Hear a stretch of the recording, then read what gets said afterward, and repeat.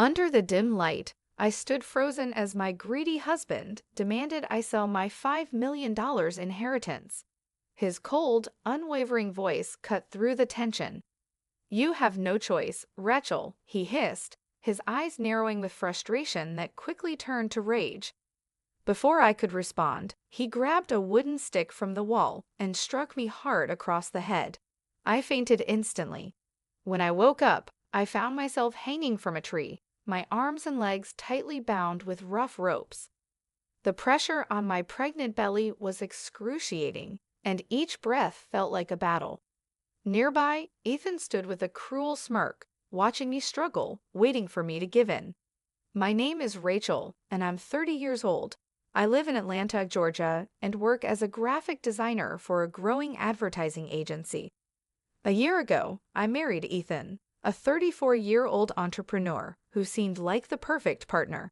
He was charming, ambitious, and supportive, celebrating every milestone in my career and talking about building a beautiful future together. Things took a turn when I inherited my late grandfather's estate, an expansive property worth $5 million. The property had been in my family for generations, and I always saw it as a legacy for my future children. Initially, Ethan seemed happy for me, praising my family's achievements and talking about how we could preserve its significance. However, his interest in the property soon grew into an obsession. He started bringing it up in conversations, casually at first. "We could do so much with the money from selling it," he said once. "Imagine what we could achieve."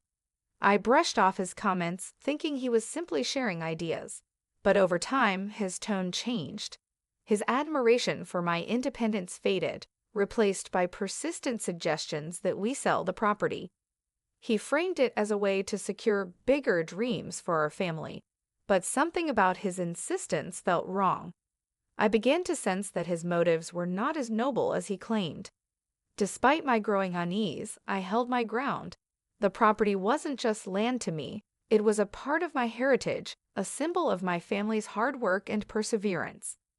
I couldn't let go of something so important, no matter how much Ethan pressured me. What started as subtle conversations became arguments that left me questioning the man I had married. The loving, supportive partner I thought I knew was showing a side of himself I never expected, a side that would soon turn my life into a nightmare. Ethan's obsession with the property grew more apparent each day. What started as gentle suggestions turned into persistent demands. He began bringing up the topic at every opportunity, framing it as the logical thing to do. "Rachel, selling the property would solve so many problems. It's a smart decision," he would say, his tone laced with impatience. I stood firm. "Ethan, I've told you before, that property isn't just about money. It's a part of my family's legacy, and I won't sell it." His frustration started to bleed into other parts of our relationship. The once loving man who praised my independence now dismissed my decisions. He would make remarks about how I didn't care about our future and accuse me of being selfish. The man I married seemed to be disappearing, replaced by someone cold and manipulative. One evening, during dinner, his control reached a breaking point. We were seated at the table when he brought up the property again.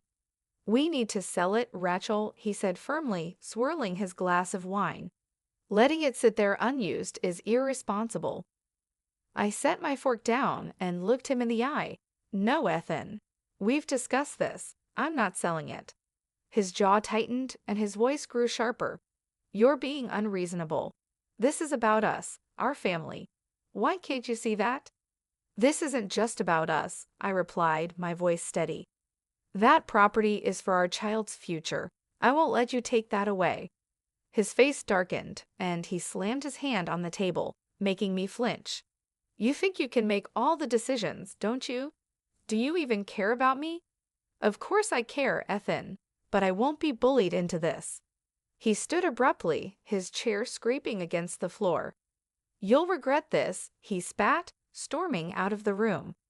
For the first time, I felt a chilling fear settle in my chest. The man I once trusted was no longer the partner I thought he was. Something dangerous was simmering beneath the surface. The tension between us continued to escalate over the next few days. Ethan grew colder and more distant, his once subtle manipulation turning into outright hostility. Every conversation seemed to circle back to the property, his tone becoming more aggressive with each refusal. One night, everything came to a head. Ethan returned home late, his mood already foul. I was sitting in the living room, hoping to avoid another argument, but it was inevitable. "We need to talk," he said sharply, standing in the doorway. I sighed, bracing myself. "Ethan, if this is about the property again—" "It is," he interrupted, his voice hard and unrelenting. "And I'm done asking nicely. You're going to sell it." "No," I replied firmly, standing my ground. "I've told you, Ethan. That property is not for sale. I won't repeat myself." His face twisted in anger, and he stormed across the room, his fists clenched at his sides. "You think you can just ignore me? You think this is all about you?" His voice rose with every word, the anger spilling out unchecked. "Ethan, calm down," I pleaded, stepping back. "This isn't the way." Before I could finish, he grabbed a wooden stick that had been leaning against the wall. His eyes burned with fury as he raised it high. "You'll learn to listen," he growled. The blow came down hard on my head, the impact sending a shockwave of pain through my skull. My vision blurred, and I stumbled backward before collapsing to the floor. Everything around me faded to black. When I awoke, the world was unrecognizable. My arms and legs were tightly bound with rough ropes, and I was hanging from a tree. The rough fibers bit into my skin, and the weight pressed painfully against my pregnant belly. Fear coursed through me as I realized Ethan was standing nearby, watching me with a cruel smirk.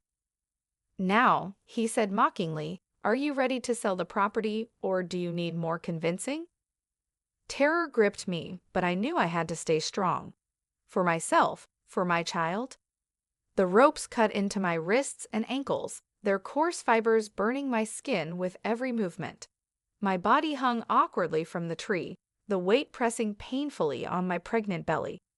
I struggled to breathe, my heart racing with terror as Ethan loomed nearby. "Still think you're in charge, Rachel?" he sneered, leaning against the tree trunk. "You've got two options. Agree to sell the property or stay there until you change your mind." His words felt like daggers, each one sinking deeper into my chest. I fought the urge to cry, knowing my tears would only fuel his sadistic satisfaction.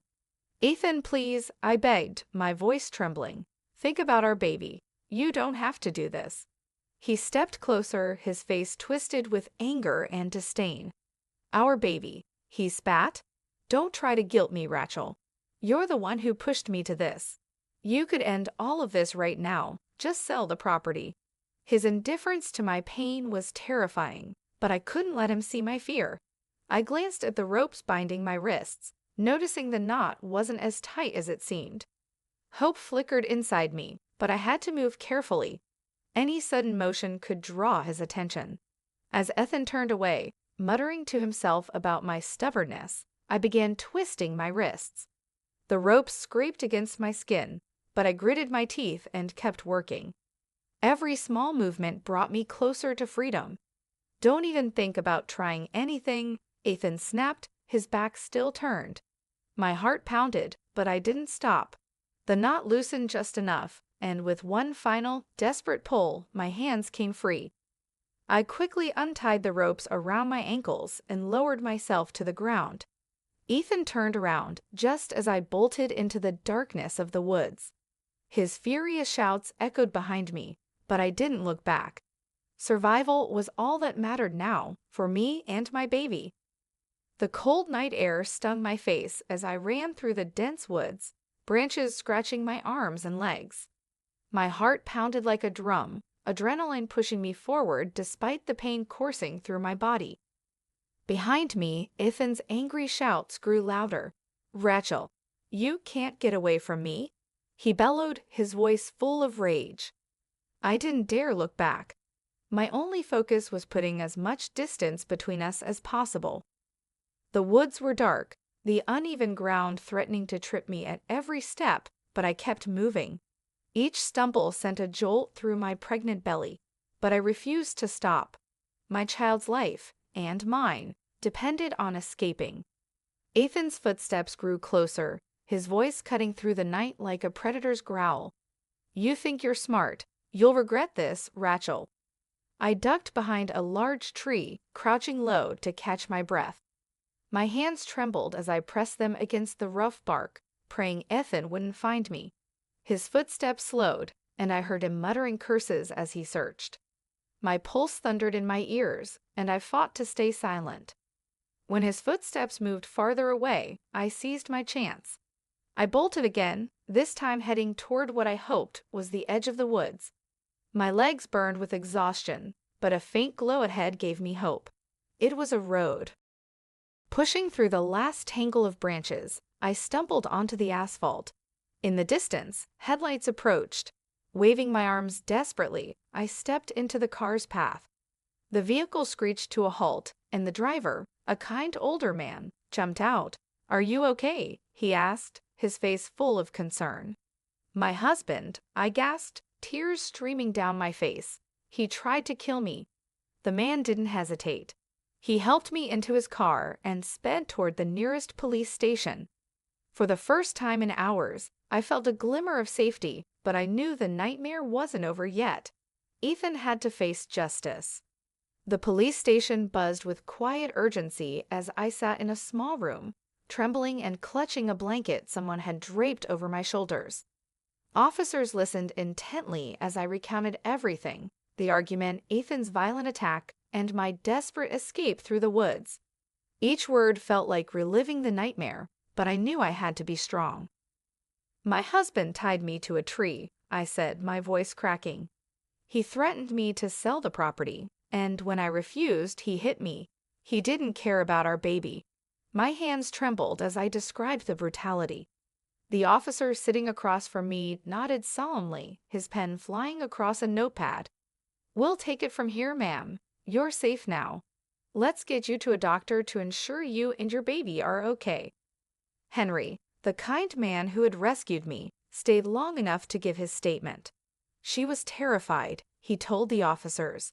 "Bruised, bloodied, and desperate. No one fakes that kind of fear." At the hospital, doctors examined me carefully. They confirmed that my baby was unharmed despite the ordeal, though I had a mild concussion and deep bruising. Their reassurances brought a wave of relief, but the thought of Ethan's actions still made my stomach churn. Back at the police station, the investigation moved swiftly. Officers collected evidence from our home: the wooden stick Ethan had used, the ropes he had tied me with, and photos of the tree where I had been suspended. Henry's testimony and my injuries painted a damning picture. Ethan was arrested the next morning. He claimed innocence, trying to twist the story to make himself the victim, but his lies quickly unraveled under scrutiny. As my father arrived from New York to support me, I felt a surge of determination. Ethan had tried to take everything from me: my freedom, my future, and my child's safety. I would make sure he paid for his crimes. Justice was no longer a hope, it was a promise. The day of the trial arrived, and I stood at the entrance of the courtroom, my heart pounding in my chest. Ethan sat at the defendant's table, his once confident posture replaced by a nervous tension. His eyes flickered to me as I entered, but I refused to look away. I took my seat on the witness stand, my hands trembling in my lap. The prosecutor, a woman named Ms. Thompson, stood to my left, her expression firm and determined. She addressed the court with the clarity of someone who had seen too many victims of abuse. "Mrs. Williams," she began, turning to me, "please tell the court what happened the night of the attack." I took a deep breath, my voice steady despite the flood of emotions that threatened to overwhelm me. Ethan became obsessed with selling the property I inherited from my grandfather. When I refused, he became more aggressive. That night, he hit me with a wooden stick and tied me up. He hung me from a tree and told me to sell the property or he would make me regret it. The room fell silent as the weight of my words settled over everyone. I paused, looking down at my hands, fighting back tears. "Why did you refuse to sell the property?" Miss Thompson asked. I lifted my head, meeting her eyes. It wasn't just land. It was my family's legacy. It was meant for my child. I wouldn't let him destroy that for his own gain. Ethan's lawyer tried to discredit me, calling me overly emotional, but the evidence spoke for itself. The bruises on my arms, the knots in the ropes, the photos of the tree, everything I had told them was corroborated by the police and Henry's testimony. When it was finally over, the jury deliberated for hours. I sat in the courtroom, barely able to breathe, until the door opened and the verdict was read. Guilty. A weight lifted from my chest. Justice had been served. Ethan would no longer have any power over me. The courtroom fell silent as the judge raised his gavel. The defendant, Ethan Williams, is hereby sentenced to 15 years in prison, without the possibility of early parole for assault, attempted coercion, and reckless endangerment. I let out a breath I didn't realize I'd been holding. The weight of the moment finally sank in. Ethan's punishment was not just for the pain he had caused me, but for every moment he had taken from me. The fear, the control, the manipulation. Ethan's face was a mix of disbelief and anger as the verdict was read, his once confident demeanor crumbling. His lawyer tried to argue for a lesser sentence, but the judge was firm. "Your actions were beyond cruel," the judge continued. "You will pay for what you've done." I sat still, hardly able to process the words. This was it. This was the end of the nightmare. My mind replayed the events that led up to this point. From the first moment Ethan suggested selling the property to the terror I had felt when he attacked me. But now I could finally breathe freely. As the court session ended, my father came over to me. He embraced me tightly, his voice thick with emotion. "You did it, Rachel. You stayed strong. He'll never hurt you again." I nodded, tears welling in my eyes. "I couldn't have done it without you, Dad." Outside the courthouse, the weight on my shoulders finally lifted. The sun seemed brighter, the world seemed quieter. Ethan was behind bars, and the life I had fought so hard for was finally within my reach. I still had a long road ahead of me, healing from the trauma, rebuilding my life, and preparing for my child. But I knew one thing for certain: I would never let fear control me again. I was free. The months that followed were a blur of adjustments and new beginnings. After the trial, I returned to my job as a graphic designer. My colleagues were supportive, and though the memories of what I'd been through were still fresh, I focused on my work. The routine felt grounding. I spent a lot of time reflecting on the life I had built and the one I wanted to create moving forward. Ethan's threats and violence no longer held power over me. The house we once shared felt empty and distant, and I knew I couldn't return to it. It had been a prison, one I had been desperate to escape. The property I had inherited became a symbol of strength. What Ethan had once seen as a source of conflict was now a place of refuge. I put the land to use, starting small projects that I had always dreamed of: gardens, a small office, and a home that would one day be a haven for my child. In those quiet moments, as I worked the land, I thought about my future, my daughter's future.